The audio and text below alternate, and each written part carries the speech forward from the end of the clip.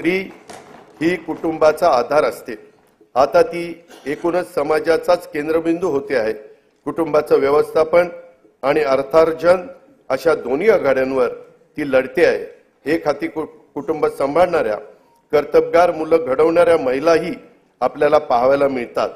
वेगवेगळ्या परीक्षांच्या निकालाच्या वेळी तर मुलींची आघाडी हा तर आता नियमित होऊ पाहतो आहे। अशा आपल्या कर्तृत्वान माय भगिनींना संधीची कवाडे आणखी खुली करणे, त्यांना प्रोत्साहन देणे हे सरकार म्हणून आपले कर्तव्यच आहे।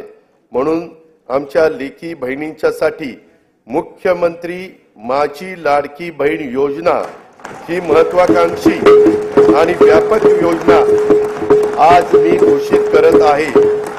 महिलांचे आर्थिक स्वातंत्र्य व स्वावलंबन, आरोग्य व पोषणासहित सर्वांगीण विकासासाठी या योजनेअंतर्गत वय 21 ते 60 वर्ष वयोगटातील पात्र महिलांना शासनातर्फे दरमहा 1,500 रुपये प्रदान करण्यात येतील।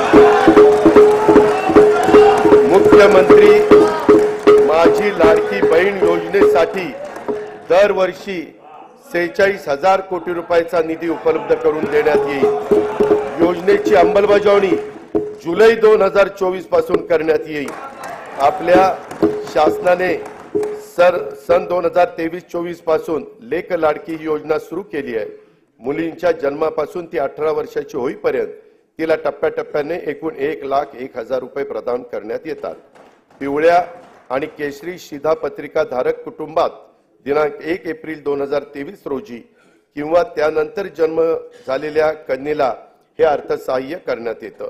दिनांक 1 मे 2024 नंतर जन्माला आलेल्या व्यक्तींच्या नावाची नोंद शासकीय दस्तऐवजांच्या मध्ये त्यांचं नाव, नंतर आईचं नाव, नंतर वडिलांचं नाव आणि नंतर आडनाव या क्रमाने करण्याचं बंधनकारक देखील करण्यात आलेलं आहे।